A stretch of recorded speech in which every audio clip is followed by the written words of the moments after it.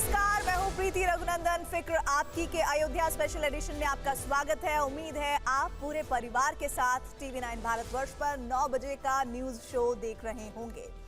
Breaking news के साथ शुरुआत करने जा रहे हैं। बिहार के पूर्व सीएम कर्पूरी ठाकुर को भारत रत्न सम्मान मिलेगा। कर्पूरी ठाकुर की 100वीं जयंती की पूर्व संध्या पर इस बात की घोषणा हुई है। मोदी सरकार ने कर्पूरी ठाकुर को भारत रत्न देने की घोषणा की है। कर्पूरी ठाकुर को भारत रत्न सम्मान पर पीएम मोदी का ट्वीट। पुरस्कार कर्पूरी ठाकुर के उल्लेखनीय योगदान का सम्मान, प्रधानमंत्री ने लिखा। भारत के सामाजिक ताने बाने पर उन्होंने अमिट छाप छोड़ी है। लाल किले में पराक्रम दिवस पर बोले प्रधानमंत्री मोदी, नेताजी ने सपनों को भारत के संकल्पों से जोड़ा। हमारा लक्ष्य 2047 तक भारत को विकसित राष्ट्र बनाना। राम मंदिर में पहले ही दिन दर्शन का रिकॉर्ड बन गया। शाम 6 बजे तक 3 लाख से ज्यादा लोगों ने दर्शन किए। श्रद्धालुओं की भीड़ को देखते हुए 9 बजे तक होंगे दर्शन। अयोध्या में भीड़ को देखते हुए बीजेपी का बड़ा फैसला। बीजेपी अध्यक्ष जेपी नड्डा का कल का अयोध्या दौरा रद्द। बीजेपी के बड़े नेता भी कुछ दिन अयोध्या नहीं जाएंगे। 26 जनवरी पर यूपी की झांकी में होंगे रामलला। झांकी में रामलला की सुंदर प्रतिमा लगाई गई। झांकी की तस्वीरों में विकास विरासत का संगम दिखा। गुवाहाटी में एंट्री से पहले भारत जोड़ो न्याय यात्रा में हंगामा। हेमंत बिस्वा शर्मा ने राहुल पर केस दर्ज करने का दिया आदेश। सीएम हेमंत का आरोप, राहुल ने भीड़ को उकसाया। महुआ मोइत्रा केस में सुप्रीम कोर्ट के वकील जय अनंत को नोटिस। सीबीआई ने 25 जनवरी को जांच में शामिल होने के लिए कहा।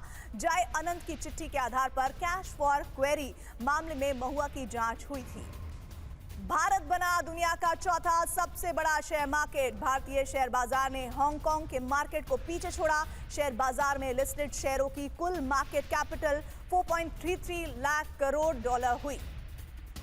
ब्रेकिंग न्यूज के बाद आपको बताते हैं कि आज आपके लिए कौन कौन सी खबरें हैं खास। पहली खबर, पूर्व बिहार के सीएम कर्पूरी ठाकुर को भारत रत्न सम्मान मिलेगा। क्या ये फैसला लोकसभा चुनाव में पीएम मोदी का मास्टर स्ट्रोक है? दूसरी खबर, रामलला विराजमान से पाकिस्तान क्यों परेशान हुआ? उसे पीओके से कब्जा छिन जाने का डर क्यों सताया? तीसरी खबर, पहले दिन राम मंदिर के दर्शन का रिकॉर्ड बना। रामलला के सुलभ दर्शन के लिए योगी कैसे सुपर एक्टिव हैं, हमारे पास इनसाइड न्यूज है। चौथी खबर, रामलला विराजमान, दुनिया ने देखा लेकिन अयोध्या में रामनॉमिक्स से अरबों का कारोबार, सुना क्या आपने? पांचवी खबर, बैरिकेड तोड़ा, हंगामा किया, राहुल देखते रहे। न्याय यात्रा में हेमंता और राहुल के बीच नो एंट्री पर लड़ाई छिड़ गई है कैसे, इस पर हम डिटेल में आपको रिपोर्ट दिखाएंगे। फिक्र आपकी की शुरुआत मोदी सरकार की एक बड़ी घोषणा से करने हम जा रहे हैं। बिहार के पूर्व मुख्यमंत्री और समाजवादी नेता कर्पूरी ठाकुर को मरणोपरांत भारत रत्न दिया जाएगा। कल उनकी जन्म जयंती का 100वां साल है। कर्पूरी ठाकुर पिछड़ों के बड़े नेता थे और 2 बार बिहार के मुख्यमंत्री रहे। कर्पूरी ठाकुर ने ही पहली बार बिहार में पिछड़ों को आरक्षण दिया था। कुल 12% आरक्षण में 4% पिछड़ों को और 8% अति पिछड़ों को आरक्षण देने वाले नेता थे कर्पूरी ठाकुर। उन्हें जननायक कहा जाता है। भारत रत्न दिए जाने पर प्रधानमंत्री मोदी ने पोस्ट किया। उन्होंने कहा कि दलितों के उत्थान के लिए उनकी अटूट प्रतिबद्धता और उनके दूरदर्शी नेतृत्व ने भारत के सामाजिक राजनीतिक ताने बाने पर एक अमिट छाप छोड़ी है। आइए आपको कर्पूरी ठाकुर के बारे में संक्षेप में बताते हैं। 24 जनवरी 1924 को बिहार के समस्तीपुर के पितौजिया गांव में जन्म हुआ उनका। वो स्वतंत्रता सेनानी और समाजवादी आंदोलन का बड़ा चेहरा थे। 1942 में गांधी जी के चलाए भारत छोड़ो आंदोलन में उन्होंने हिस्सेदारी की थी। 1952 में सोशलिस्ट पार्टी के टिकट पर पहली बार बिहार में विधायक बने। 1967 में राम मनोहर लोहिया के नेतृत्व में गैर कांग्रेसवाद का नारा दिया। कर्पूरी ठाकुर 1970 में बिहार का मुख्यमंत्री बनने वाले पहले गैर कांग्रेसी नेता थे। पहली बार मुख्यमंत्री रहते राज्य में पूर्ण शराबबंदी लागू की थी। 1977 में जनता पार्टी शासन में बिहार के दोबारा वो मुख्यमंत्री बने। देश में ओबीसी वर्ग को आरक्षण दिलवाने के दौरान उनकी बड़ी भूमिका पथ प्रदर्शक के तौर पर रही। उन्होंने 1978 में ओबीसी वर्ग को आरक्षण देने का काम किया और कर्पूरी ठाकुर, लालू प्रसाद, नीतीश कुमार, रामविलास पासवान जैसे नेताओं के राजनीतिक गुरु माने जाते हैं। कर्पूरी ठाकुर अति पिछड़े वर्ग से आते हैं। कर्पूरी ठाकुर को भारत रत्न देने पर प्रधानमंत्री मोदी ने ट्वीट किया है। उन्होंने लिखा है, मुझे खुशी है कि भारत सरकार ने सामाजिक न्याय के प्रतीक महान जननायक कर्पूरी ठाकुर जी को भारत रत्न से सम्मानित करने का निर्णय लिया है, और वो भी ऐसे समय में जब हम उनकी जन्म शती मना रहे हैं। ये प्रतिष्ठित सम्मान हाशिए पर पड़े लोगों के लिए समानता और सशक्तिकरण के समर्थक के रूप में उनके स्थायी प्रयासों का एक प्रमाण है। दलितों के उत्थान के लिए उनकी अटूट प्रतिबद्धता और उनके दूरदर्शी नेतृत्व ने भारत के सामाजिक, राजनीतिक ताने बाने पर एक अमिट छाप छोड़ी है। ये पुरस्कार न केवल उनके उल्लेखनीय योगदान का सम्मान करता है, बल्कि हमें एक ज्यादा न्यायपूर्ण और न्याय संगत समाज बनाने के उनके मिशन को जारी रखने के लिए भी प्रेरित करता है। कर्पूरी ठाकुर को बिहार में बेहद ओजस्वी वक्ता माना जाता था। उन्होंने अपने भाषणों से राजनीतिक जीवन में कई बार छाप छोड़ी है। उनके कुछ ओजस्वी बयान दिखाते हैं। देश की आबादी इतनी ज्यादा है कि थूकने से ही अंग्रेज राज बह जाएगा। आवश्यकता अनुसार आरक्षण बढ़ता रहे, लेकिन जनता के अधिकार भी बढ़ें। जनता के अधिकार कुचले तो आज न कल संसद के विशेषाधिकार को चुनौती मिलेगी। अधिकार चाहो तो लड़ना सीखो, पग पग पर अड़ना सीखो, जीना है तो मरना सीखो।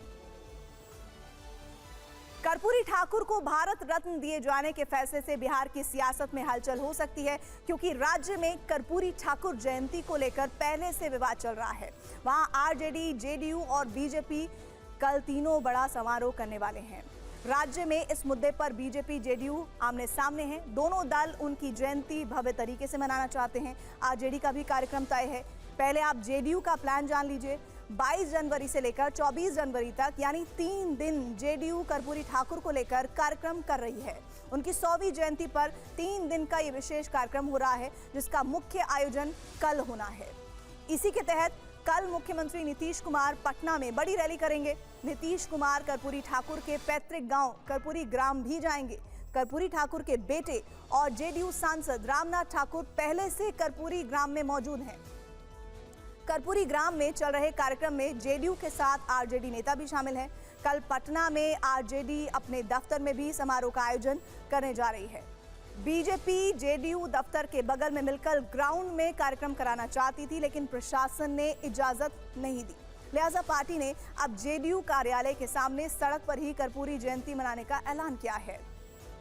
और इस वक्त एक बड़ी खबर आ रही है। जानकारी ये मिल रही है कि कर्पूरी ठाकुर को भारत रत्न पर तेज प्रताप यादव का बयान आ गया है। कर्पूरी ठाकुर को भारत रत्न सामाजिक न्याय की जीत है, ये तेज प्रताप ने कहा है। दशकों से जारी हमारी मांग पूरी हुई। कर्पूरी ठाकुर को भारत रत्न का ऐलान देने के बाद पक्ष और विपक्ष दोनों तरफ से बयान आने शुरू हो गए हैं। किसने क्या कहा, इस पर हमने एक रील तैयार की है। मैं मोदी जी को, राष्ट्रपति जी को, सबको बहुत बधाई देता हूं। बिहार के लोग खुशी से झूम रहे हैं। जननायक कर्पूरी ठाकुर अति पिछड़ा समाज के, बिहार के मिट्टी के लाल थे। विलंब से बिहार के माननीय मुख्यमंत्री नीतीश कुमार जी के लगातार अनुरोध के बाद केंद्र सरकार ने भारत रत्न देने का फैसला लिया। आज भारत रत्न देने की घोषणा हुई है, तो निश्चित तौर पर जो मांग उठती रही है राजद की तरफ से, जदयू की तरफ से, उस मांग पर मुहर है। भारतीय जनता पार्टी के द्वारा जो भारत रत्न उनको दिया जा रहा है, उससे एक बात तो स्पष्ट है कि भारतीय जनता पार्टी ने जो आगे 2024 का चुनाव है उसको ध्यान में रखकर ये उपाधि उनको दी गई है। कर्पूरी ठाकुर को भारत रत्न पर सीएम नीतीश का बयान केंद्र सरकार का सही फैसला है। ये उन्होंने कहा कि दलितों, वंचितों के बीच सकारात्मक भाव इससे पैदा होगा।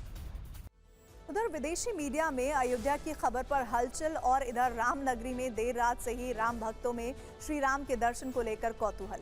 आप देखिए आपकी स्क्रीन पर एक तरफ श्रद्धालुओं की भीड़ हम दिखा रहे हैं, वहीं दूसरी तरफ जो पहले ही भीड़ है, अब जो पहले दिन भीड़ है वो लाखों की तादाद में राम मंदिरों में दर्शन के लिए उमड़ पड़े हैं। दूसरी तरफ आइए हम कुछ और जानकारियां आपके साथ साझा करते हैं किस तरह आज के दिन इतनी ज़्यादा भीड़ नजर आई जो अनुमान से ही अलग है, जिसके बारे में किसी ने कल्पना तक नहीं की थी। लेकिन इस बीच जो तस्वीरें सामने आई वो अपने आप में बताती है कि राम भक्ति में लीन लोग किस तरह से अपने दिव्य राम को उनके दर्शन पा लेना चाहते हैं। इस वक्त हम आपको तस्वीरें दिखा रहे हैं उस रामलला के मंदिर के बाहर और अंदर की, जहां पर भव्य तैयारियां थी। भक्तों के आंकड़े आपको दिखा देते हैं और बता देते हैं।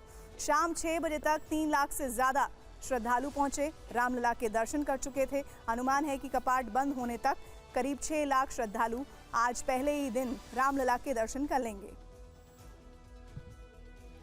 इन आंकड़ों पर हमने एक वीडियो रिपोर्ट तैयार की है, पहले आपको वो दिखाते हैं।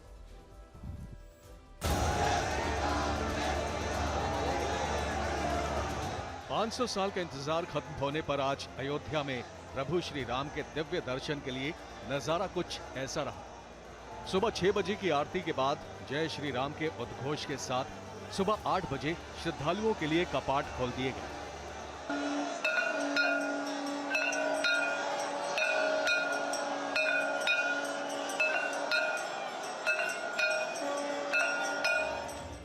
जनवरी की सर्द रात में लाखों भक्त जो मध्य रात्रि से ही इस पल का इंतजार कर रहे थे, उनके मन की मुराद तो पूरी हुई, लेकिन भीड़ इतनी ज्यादा थी कि कंट्रोल करना मुश्किल हो गया। राम भक्तों के आगे पुलिस का घेरा नाकाफी साबित हुआ। सुबह के पौ फटने के साथ ही राम भक्तों का जो रेला पहुंचा है राम मंदिर में, वो तस्वीर देखिए। TV9 भारत वर्ष पे वो तस्वीर आपको दिखने में जा रही होगी। जहां तक नजर जा रही होगी सिर्फ और सिर्फ राम भक्त ही नजर आ रहे हैं। बहुत बड़ी तादाद में भक्तों का हुजूम पहुंच गया है, जनसैलाब उमड़ आया है और जो लोग हैं वो सिर्फ और सिर्फ राम मंदिर की तरफ आ रहे हैं। जिन श्रद्धालुओं को अंदर जाने की इजाजत मिली वो दौड़ते भागते रामलला की झलक पाने के लिए अंदर घुसे, लेकिन भीड़ थी कि कम होने का नाम ही नहीं ले रही थी। कई किलोमीटर लंबी कतार लग चुकी थी। ऐसे में पुलिस ने लोगों को समझाने के लिए अनाउंसमेंट किया। अगर व्यवस्थित तरीके से करेंगे सबको दर्शन होंगे, बैठ जाए, सब लोग अपनी जगह पर बैठ जाए। पहले ये तय हुआ था कि मोबाइल लेकर नहीं जाएंगे, लेकिन अब श्रद्धालुओं को मोबाइल लेकर जाने की, बैग लेकर जाने की इजाज़त दी गई है। और ये भारी भीड़ है जो अभी सबसे बड़ी मुसीबत है। सब चाहते हैं भगवान राम के एक बार दर्शन कर लें और उन्हें रोक पाना सरयू घाट से लेकर हनुमानगढ़ी और यहाँ तक श्रद्धालुओं की भारी भीड़ बढ़ती ही जा रही है। राममय अयोध्या में दूर दूर से आए जिन भक्तों ने दर्शन किए उनकी खुशी का ठिकाना नहीं था, जबकि कतार में खड़े राम भक्त दर्शन के लिए बेताब दिखे। TV9 से उन्होंने इस खास पल को साझा किया। ओडिशा से आए हम। ओडिशा से आए हैं और सुबह से लाइन में लगे हुए हैं जी, दर्शन के लिए आए हुए हैं। दर्शन के रामलला के दर्शन के लिए आए हैं। नमस्कार, जय श्री राम। वर्तमान 500 वर्षों के संघर्ष के बाद प्रभु श्री राम आए हैं, खुशी समाया नहीं जा रहा है। हालांकि इस हुजूम और धक्का मुक्की की वजह से कई लोग परेशान भी हुए। दर्शन नहीं कर पाया, मैं भीड़ के बीच में था और भीड़ के शुरू में तो अच्छा लगा भीड़ के बीच में, पर जब लोग पीछे से धक्का दे रहे हैं और ना फिर सांस उखड़ गई और ऐसे लगने लगा दम सा घुटने लगा। मोबाइल आपकी चोरी होगी पता नहीं चला? नहीं, वो प्रसादी दे रहे थे, प्रसादी लेते समय ये लड़का पर्स निकाला, फोन भी नहीं निकाला। ऐसा कुछ निकला ही नहीं तो मेरे पास, मैंने कुछ किया ही नहीं। राम मंदिर के दर्शन को उमड़ी लाखों की भीड़ देखी आपने, लेकिन कोई अव्यवस्था नहीं हुई, कोई अफरा तफरी नहीं मची। शांति से लाखों लोगों ने भगवान के दर्शन किए। ये कैसे संभव हुआ, जबकि सुबह का दृश्य ऐसा नहीं था? TV9 भारतवर्ष के पास जानकारी है कि प्रशासन को पहले से अंदेशा था कि दर्शन के भीड़ दौरान बहुत ज़्यादा हो जाएगी और इस मुताबिक तैयारियां भी की गई थी। मुख्यमंत्री योगी आदित्यनाथ भी मुस्तैद थे। दोपहर बाद वो खुद अयोध्या पहुंचे।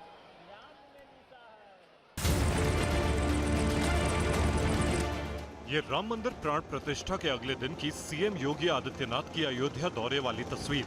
पहली तस्वीर में आपको ये हेलीकॉप्टर दौरा बहुत साधारण लगेगा, लेकिन इसके पीछे का एक्शन जबरदस्त है। इसे समझने के लिए आपको राम मंदिर के अंदर की ये दूसरी तस्वीर भी देखनी होगी। जब सुबह भीड़ बेकाबू थी। इसके बाद योगी के आदेश पर भीड़ को नियंत्रित करने और सभी को दर्शन कराने की जिम्मेदारी प्रशासन ने कुछ इस तरह उठाई। इन्हें पहचानते हैं आप? ये हैं यूपी के दो बड़े अफसर, एक गृह सचिव संजय प्रसाद और दूसरे डीजी प्रशांत कुमार, जो सीएम योगी के आदेश पर आज गर्भगृह के अंदर तैनात दिखे। इन्होंने अपनी निगरानी में दर्शन कराने की जिम्मेदारी संभाली। असल में अयोध्या में भीड़ को लेकर लखनऊ में आज एक मीटिंग हुई थी। ऐसी खबरें हैं कि इस मीटिंग में मुख्यमंत्री योगी आदित्यनाथ ने अधिकारियों को कड़े निर्देश दिए थे। उन्होंने ही इन दोनों अधिकारियों को लखनऊ से फौरन अयोध्या रवाना किया और इसके बाद वो खुद हेलीकॉप्टर से तुरंत अयोध्या पहुंच गए। जब सीएम इस तरह एक्शन में थे तो मंदिर के बाहर भी प्रशासन चुस्त दुरुस्त था। लखनऊ जोन के एडीजी पीयूष मौडिया परिसर के बाहर कड़ी नजर बनाए हुए थे। हम चाहते लोग अपना धैर्य न खोएं, हमारी बात माने और धैर्य पूर्वक उन्हें इंतजार तो करना पड़ेगा। जो लोग आगे हैं, जब वो दर्शन पूरा कर लेंगे तो पीछे वाले लोग आगे जाएंगे। जब आला अधिकारी खुद मोर्चा संभाल रहे हो तो फिर सुरक्षा कितनी तगड़ी है, इसका अंदाजा आप लगा सकते हैं। कोशिश तो लगे हुए प्रशासन की, लेकिन अभी भी उस तरह की सफलता आपको नजर नहीं आ रही है। मैं एक बार फिर दूसरी तस्वीर दिखाना चाहूंगा।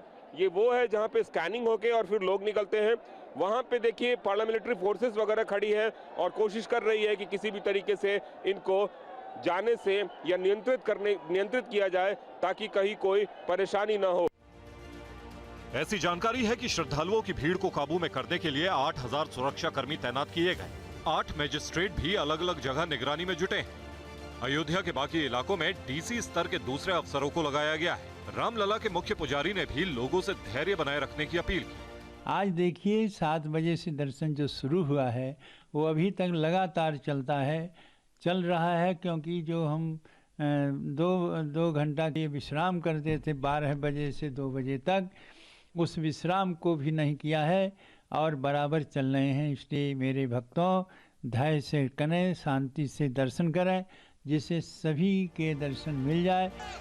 सोच कर देखिए कि व्यवस्था कितनी चुस्त दुरुस्त थी। करीब 6 लाख की भीड़ को कंट्रोल करना मामूली बात नहीं थी, लेकिन योगी के सही दिशा निर्देश से सारा काम हुआ।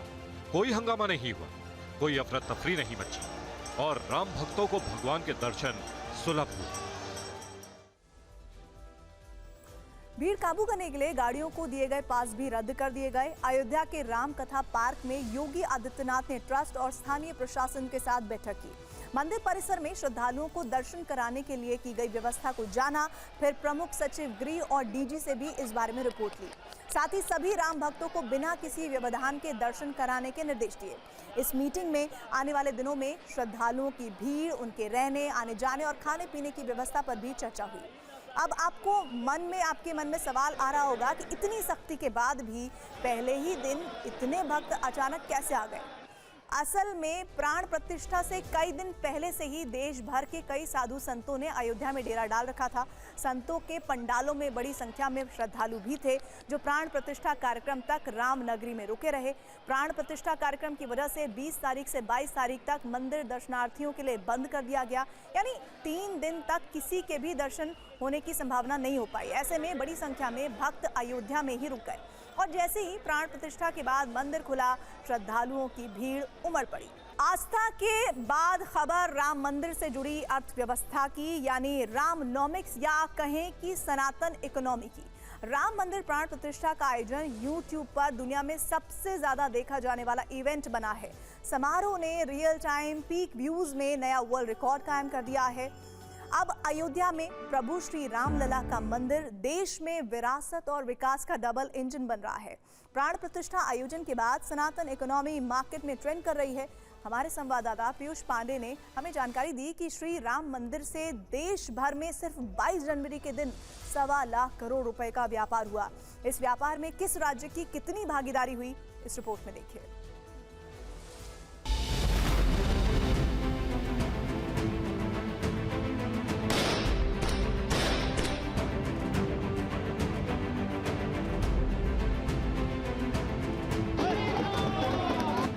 अयोध्या में राम मंदिर की प्राण प्रतिष्ठा हुई। देश के अलग अलग शहरों में धार्मिक आयोजन हुए, जमकर आतिशबाजी हुई, घरों से लेकर घाटों तक लाखों दिए जले। देश के इकोनॉमिक इंजन को रफ्तार का ईंधन मिल गया।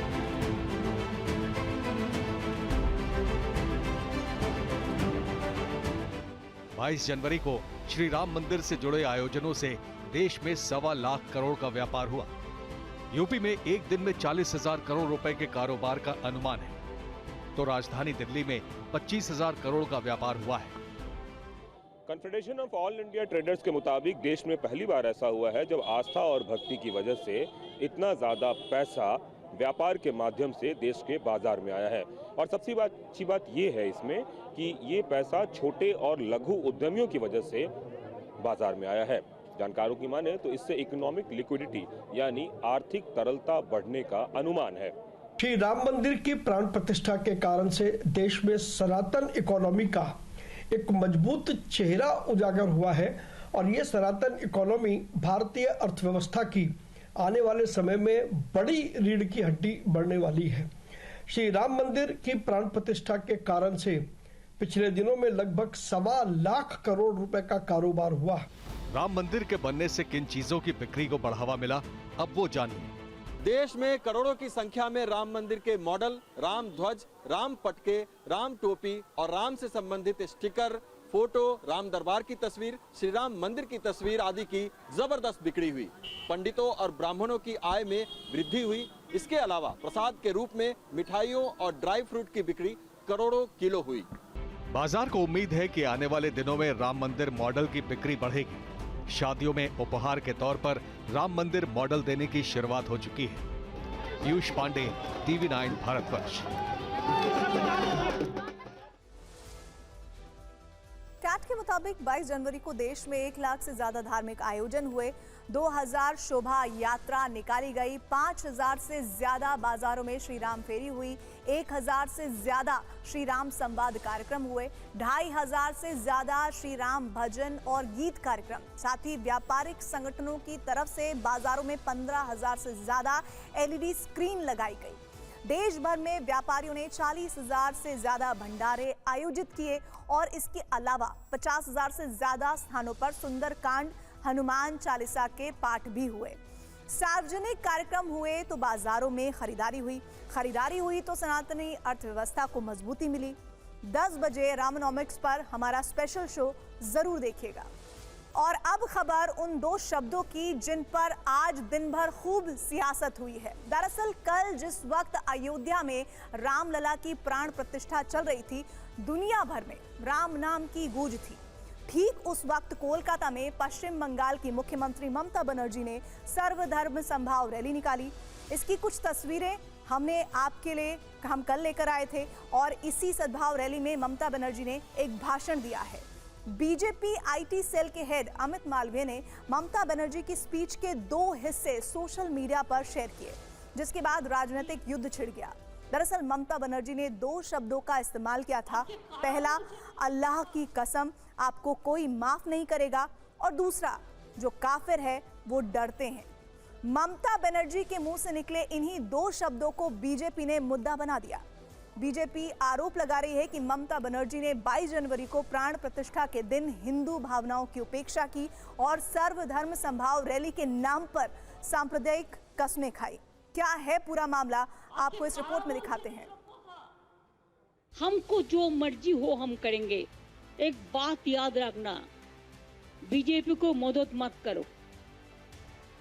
बीजेपी का अगर तुम लोग मदद करोगे कोई, तो अल्लाह का कसम आप लोगों को कोई माफी नहीं करेगा। हम तो माफी नहीं करेंगे। ममता बनर्जी की इन्हीं बातों को बीजेपी ने रामलला की प्राण प्रतिष्ठा से जोड़ दिया। बीजेपी के IT cell head Amit Malviya ने ममता बनर्जी पर हिंदू भावनाओं की उपेक्षा करने का आरोप लगाया। बीजेपी नेता ने ममता बनर्जी का एक और वीडियो शेयर किया। हे लड़ाई में हम लड़ाई करेंगे, हम लड़ेंगे, हम लड़ेंगे नहीं। जो काफिर है, जो कापुरुष है, वो डरते हैं, वो मरते हैं। जो लड़ते हैं, वो जिंदा रहते हैं, वो बचते हैं, वो काम करते हैं। ममता बनर्जी ने बीजेपी पर हमला करने के लिए धार्मिक नारा दिया तो विरोधी उनका 4 साल पुराना वीडियो निकाल लाए। तब ममता बनर्जी का काफिला उत्तरी 24 परगना जिले से गुजर रहा था। तभी कुछ लोगों ने उनके सामने जय श्री राम के नारे लगाए। ममता बनर्जी ने गाड़ी रुकवाकर जय श्री राम के नारों पर विरोध दर्ज कराया था। इसलिए जैसे ही ममता बनर्जी के मुंह से अल्लाह की कसम और काफिर शब्द निकले तो सवालों का सिलसिला शुरू हो गया। लोगों को लूटा है जिन लोगों ने, देश की संपत्ति को लूटा है, ऐसे लोगों को राम राज्य में कोई जगह नहीं है। पूरा देश में सब लोग राम के साथ थे, केवल बंगाल में यही लोग जो हराम का धन कमा रहे, यही लोग राम के खिलाफ थे। हिसाब सब हो जाएगा 24 में, बराबर देखिए। सवाल पूछा जा रहा है कि ममता बनर्जी को जब जय श्री राम के नारे कम्युनल लगते हैं तो क्या उनका अल्लाह की कसम देकर बीजेपी का विरोध करना सांप्रदायिकता नहीं है? और अब खबर राहुल गांधी की भारत जोड़ो न्याय यात्रा की। राहुल गांधी की न्याय यात्रा के 10वें दिन जबरदस्त हंगामा हुआ, नारेबाजी और सियासी ड्रामा भी हुआ। राहुल गांधी का काफिला मेघालय से गुवाहाटी शहर की सीमा पर पहुंचा। राहुल गांधी कार्यकर्ताओं और समर्थकों के साथ शहर के अंदर से यात्रा निकालना चाहते थे, लेकिन असम पुलिस ने यात्रा को शहर के बाहर रोकने के पूरे इंतजाम कर रखे थे, जिसके बाद गुवाहाटी शहर के एंट्री पॉइंट पर कई घंटे जबरदस्त टेंशन रही। पुलिस की दलील थी कि कांग्रेस की यात्रा से शहर में ट्रैफिक व्यवस्था बिगड़ जाएगी, लेकिन कांग्रेस के कार्यकर्ता शहर के अंदर जाने की जिद कर रहे थे, जिसकी वजह से पुलिस के जवान और कांग्रेस कार्यकर्ता आमने सामने आ गए। कांग्रेस कार्यकर्ताओं ने बैरिकेड तोड़ दिए। इस हंगामे के बाद असम के मुख्यमंत्री हेमंत बिस्वा शर्मा और कांग्रेस नेता राहुल गांधी के बीच एक बार फिर जुबानी जंग शुरू हो गई। आपको एक रिपोर्ट दिखाते हैं।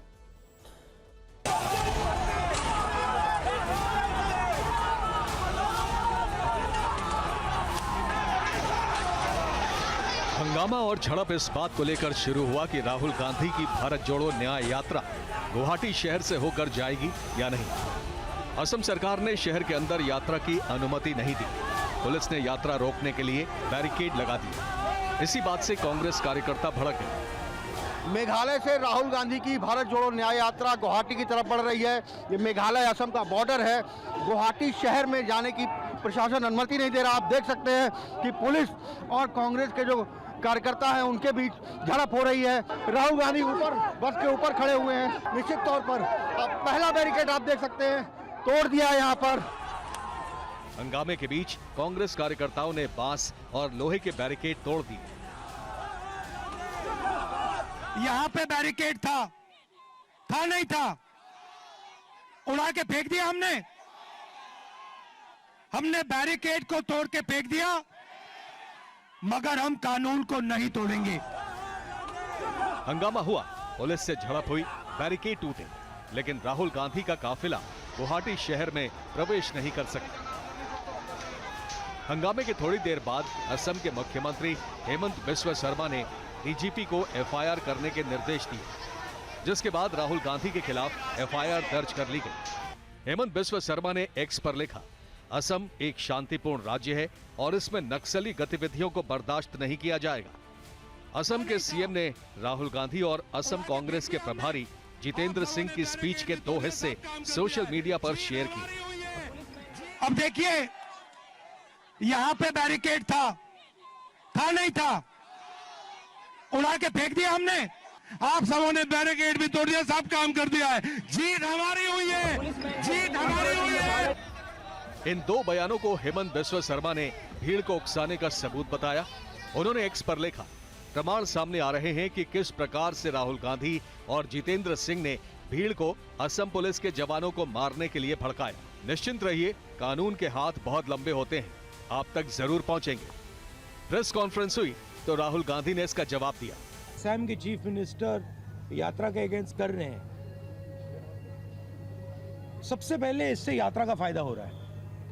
जो पब्लिसिटी हमें शायद नहीं मिलती, वो असम के चीफ मिनिस्टर और शायद उनके पीछे अमित शाह हमारी मदद कर रहे हैं, तो उससे तो हमारा फायदा ही फायदा है। वैसे ये पहली बार नहीं है जब राहुल की यात्रा को लेकर असम सरकार और कांग्रेस आमने सामने है। इससे पहले असम के सोनितपुर जिले में भीड़ ने राहुल गांधी की बस को रोक लिया और मोदी मोदी के नारे लगाने लगी।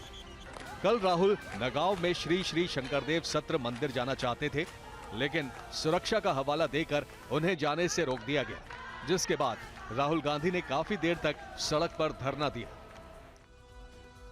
गुवाहाटी के एंट्री पॉइंट पर टकराव से पहले राहुल गांधी ने आरोप लगाया कि उन्हें यूनिवर्सिटी में स्टूडेंट्स से मिलने से रोका गया। राहुल ने सड़क पर ही स्टूडेंट्स को संबोधित करते हुए कहा कि केंद्रीय गृह मंत्री अमित शाह ने असम के मुख्यमंत्री हिमंत बिस्वा शर्मा को फोन करके यूनिवर्सिटी जाने से रोका।